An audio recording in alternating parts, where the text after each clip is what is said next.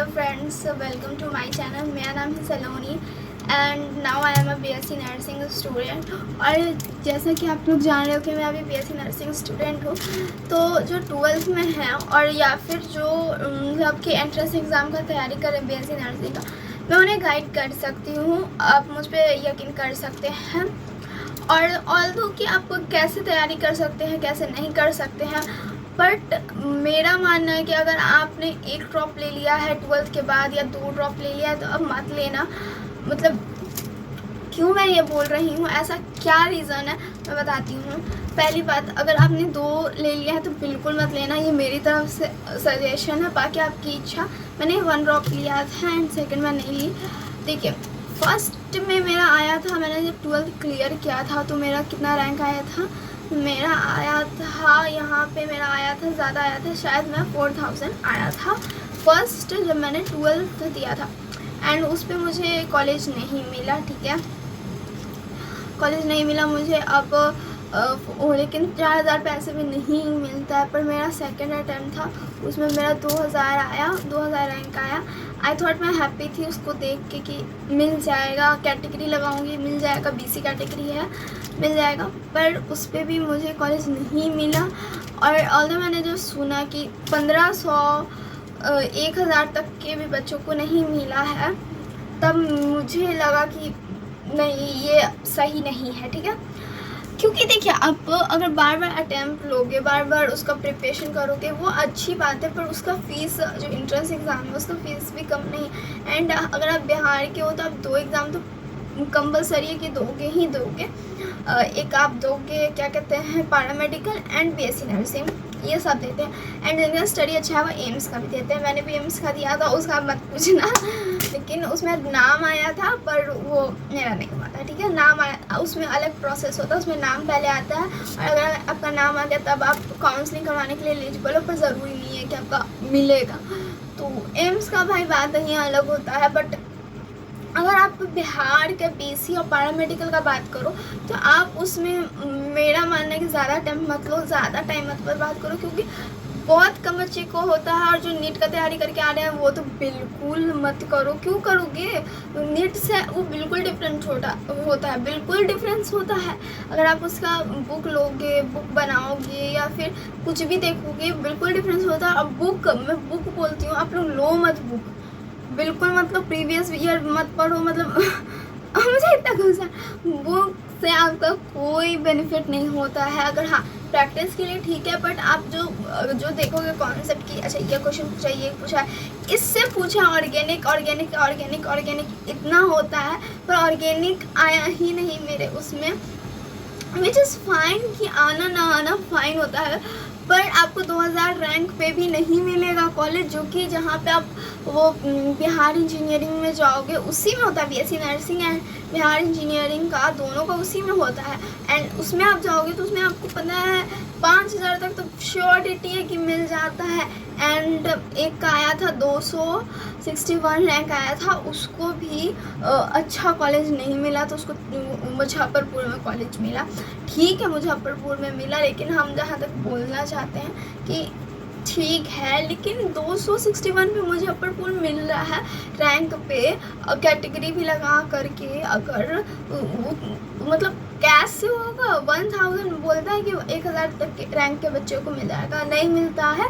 इसीलिए मैं बता रही हूँ, अगर आप पढ़ने में वीक हो, थोड़ा डिमोटिवेट हो, क्योंकि जिन्हें लगता है कि आप वीक हो पढ़ने में, आपसे अभी तक में ज़्यादा नहीं हो पाया है, क्योंकि अभी देखिए स्टार्टिंग है, अभी आप कर सकते हो, लेकिन हाँ, करना है तो बहुत अच्छी सी तैयारी करो। ये डार्क रियलिटी है कि बहुत कम रैंक पे होता है, क्योंकि सीट ही नहीं है, कॉलेज ही नहीं है।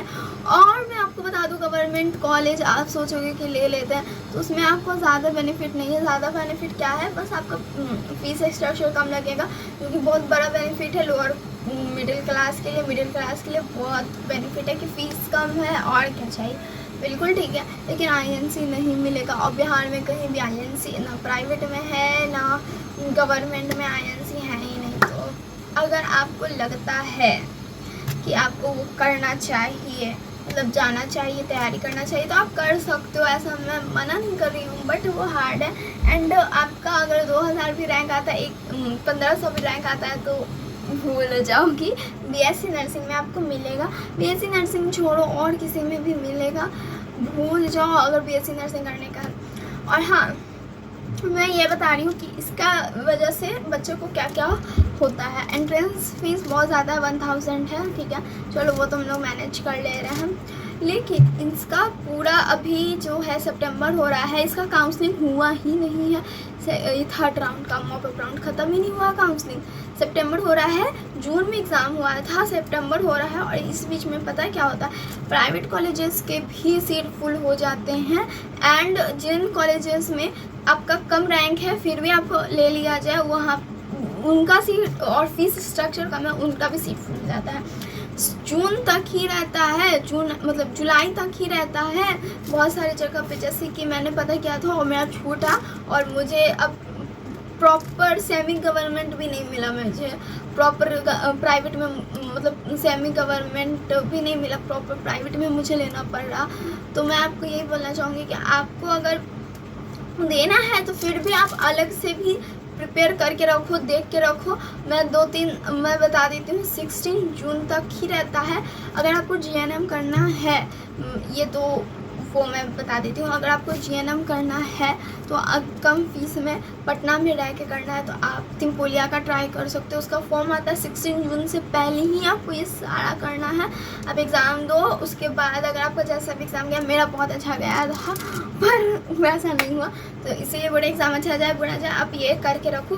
पढ़ने वाले बच्चे हो, नहीं पढ़ने वाले, उससे फ़र्क नहीं पड़ता। आप ये इन सब का इंक्वायरी लेके रखो कि कैसे एडमिशन होता है, क्या होता है। कोर्स का एक इंक्वायरी ले लो, वहाँ 9 लाख में खाना पीना सब होता है, ठीक है। मैं बता रही हूँ, मैंने पता किया था, 16 जून तक था फॉर्म का डेट। हाँ, एडमिशन नहीं होता, फॉर्म फिलअप हो जाता है। एंड BHU करके होता है, उसका फॉर्म फिलअप करना, उसमें भी प्रोसेस होता है, पर उसके बारे में अच्छे से पता कर लेना अगर आपको सही लगे। लेकिन तिमपोलिया का मैं बता देती हूँ, 4 लाख में रहना खाना विथ जीएनएम हो जाता है। अगर स्टूडेंट क्रेडिट कार्ड आप लोन लोगे तो भी वो हो जाएगा, बहुत इजी वे में हो जाएगा। जीएनएम जिनको करना है, प्राइवेट में जाओगे तो 5-6 लाख मांगते हैं, उसमें आपको 4 लाख में रहना खाना सब दे रहा है, तो वाई नॉट। एंड कुर्जी में भी 9 लाख में रहना खाना सब दे रहा है, विथ आपको स्टडी ट्यूशन फी मिला के दे रहा। तो मुझे तो वो सही लगा, क्योंकि बहुत सारे जगह पे 9 लाख में तो सिर्फ ट्यूशन फ़ी होता है, आप जाओगे रहोगे खाओ, उसका अलग से चार्जेस होता है। तो थोड़ी सी मेहनत कर लेना, देख लेना कि कैसे होता है। उसमें भी आपका एग्ज़ाम लेंगे, काउंसलिंग करेंगे। वो प्राइवेट कॉलेज है तो मे बी ईजी हो एडमिशन लेने में, और ये दोनों अच्छा है। और भी आप पता कर सकते हो, बिल्कुल पता कर सकते हो, बहुत सारी जगह। ये पटना का मैंने दोस्त बताया है, और जितना मुझे पता चला मैंने उसी हिसाब से बताया। अगर आप इस चीज़ पे, मैंने आपको आइडिया दी था, मुझे आइडिया नहीं था, अगर आप इस चीज़ पे ट्राई करोगे, आइडिया लेके रखोगे तो आपका बहुत बेनिफिट होगा। आप ट्राई करो, मेरे कहने पे पता करके रखो। एंड अभी मत रखो ज़्यादा, ठीक है, आप पढ़ाई पे ध्यान दो, फोकस मत हटाओ, लेकिन हाँ, इन सब चीज़ को जाने मत देना। और बहुत सारा का डेट रहता है, स्टार्टिंग ही में आता है, तो वो आप रखो, ठीक है। और INC का बात रहा तो बिहार में बहुत कम INC है। MGM है तो उसका फ़ीस 9 लाख है, लेकिन रहना खाना कुछ नहीं है। और एक्स्ट्रा पता है आपको, कोर्स कंप्लीट करते करते 1 लाख एक्स्ट्रा पड़ जाता है, तो आप उस हिसाब से अपना ट्राई करो। मुझे तो लगता है कि BCC का मतलब उन्हें कॉलेज थोड़े से बनाने चाहिए, मतलब कॉलेज है ही नहीं, 5 कॉलेज है, सीट 540 है, उसमें से भी आधा इधर उधर, समझ रहे हो जाता है। तो बेस्ट ऑफ लक अगर आप तैयारी कर रहे हो एंट्रेंस एग्ज़ाम के लिए। और आपको कोई भी हेल्प चाहिए हो तो मुझे ज़रूर कमेंट कर सकते हो, मैं हेल्प करूँगी। And like share subscribe, thank you.